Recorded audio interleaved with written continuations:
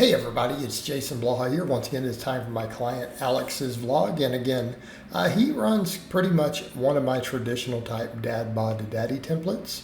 Again, we should be coming up soon. He's going to eventually do a little bit of shirtless update. He's actually gotten leaner leaner and stronger since he did the testimonial sometime back. I think I've had that testimonial like, I don't know, 6 or 9 months. Who knows? I lost count. But he's definitely made improvements, but again, it's been cold, so he's been doing all this stuff covered up. But yeah, we'll have some updates coming up. But you guys see from his sheet, we pretty much do a top set of bench, and we do 2 lighter sets of benches back off work. Now, we had been doing dumbbells, but he finally got a workable incline bench, so we did, incline this week. He's never messed with the incline bench, really, so it was awkward. He kind of laughed. He was in the middle of his workout. I was doing my incline bench as he was sending me the stuff. And I sent him like me doing the 245 for 5, and he's like, "Coach, what the hell?" It's kind of funny. But so I had him start with 135.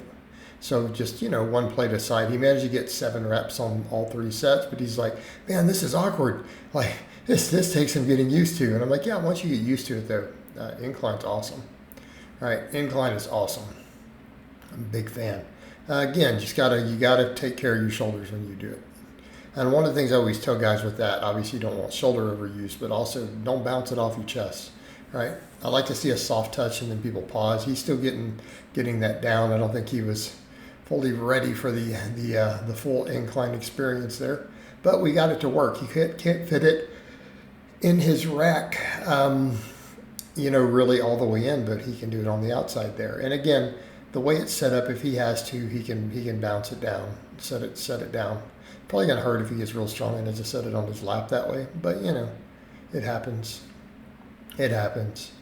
But yeah, you guys know I like the incline.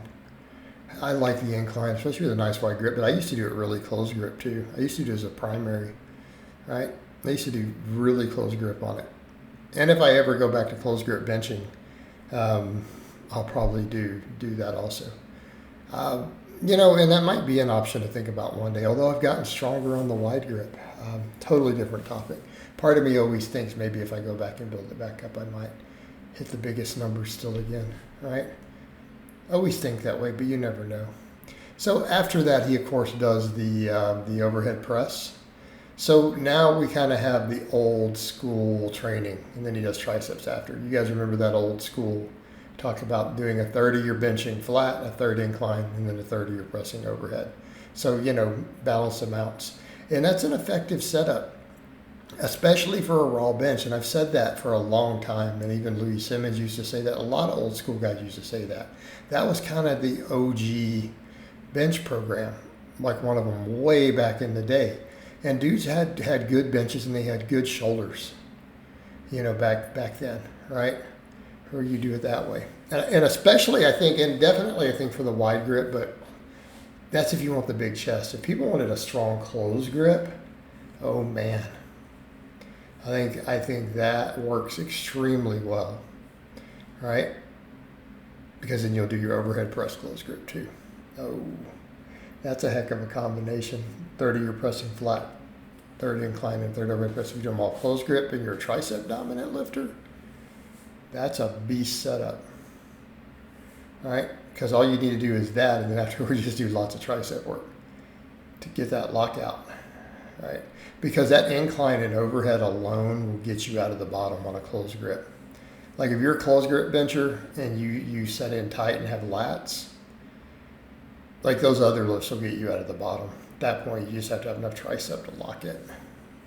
So again, totally different beast. And I used to kind of train that way for a while. I remember I had a 365 close grip at one time.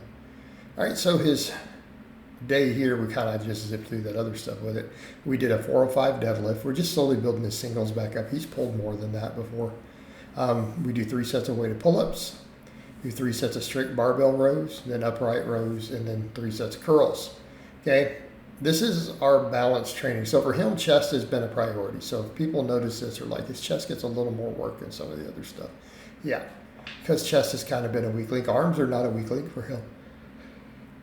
So we prioritize chest. But so our pull day, that's what we do. We just do the 1 single on a deadlift usually. Then we do those 4 other exercises.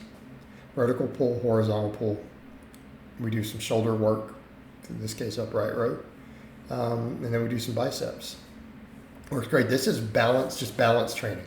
So in other words, if someone has the sort of times like these guys have, a lot of my Dadbod guys have an hour, 3 times a week. And that's what we put in. So that's all very balanced. So look at what we do. Flat incline, overhead press, then triceps, done. The other day, a vertical, horizontal, a shoulder exercise, and a curl, done. All right, so then what do we do on the other day? 3 sets of squats, some sort of heavy hip hinge. In this case, good mornings, because he's good at them, and this is what we have. Some sort of quad secondary exercise, and then we do something else for posterior chain, depending on what you have access to. He's got a reverse hyper, so we use it. So again, we do back squats, we do good mornings, and we do these lunges. I may take him over to split squats eventually. He'll hate me when I do.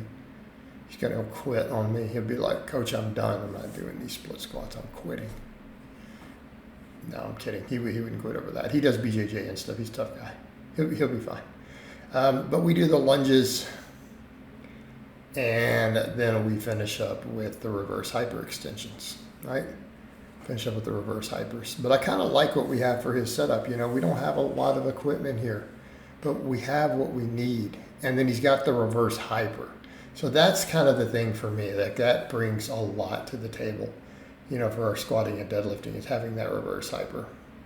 And a lot of people will look at this and go, he does a lot of axial loading stuff. Yeah, he does. And that's okay, because we don't have really high volumes. So it's not a problem. And then we have a reverse hyper to undo the compression. So that is a perfect setup. Someone with limited time with a reverse hyper, I can do tons of standing barbell exercises. We don't care.